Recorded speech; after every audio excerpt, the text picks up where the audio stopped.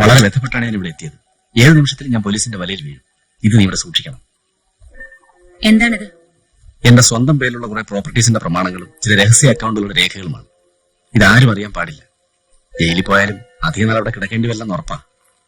തിരിച്ചു വരുമ്പോ വീണ്ടും ഞാൻ മറ്റൊരു ബിസിനസ് പടുത്തുയർത്തു. അതിനുള്ള ഇൻവെസ്റ്റ്മെന്റ് ആയിരുന്നു.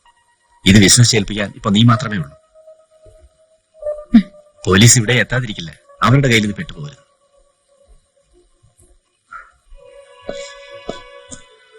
ഞാൻ പോകുന്നു. എങ്ങനെയുണ്ട് ജീവിതം? എങ്ങനെയും ജീവിക്കാമെന്ന് മനസ്സിലാക്കി തുടങ്ങിയിരിക്കുന്നു. വീണ്ടും കാണാം.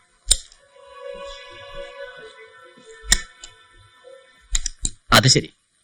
അപ്പോൾ ആ രേഖകൾ വാങ്ങാൻ 28-ാം തീയതി നിങ്ങൾ ആലപ്പുഴ എത്തുന്നു. അവള് തരില്ലെന്ന് പറയുന്നു. സാറിന്റെ തിയറി കറക്റ്റ്. പക്ഷെ ഞാനവിടെ പോയത് 26-ാം തീയതിയാണ്. ഇവർ ആലപ്പുഴ ഉണ്ടെന്ന് നിങ്ങൾ എങ്ങനെ അറിഞ്ഞു? ഞാൻ ജയിലിലാണെങ്കിലും എന്റെ സുഹൃത്തുക്കൾ പുറത്തുണ്ടല്ലോ സാർ.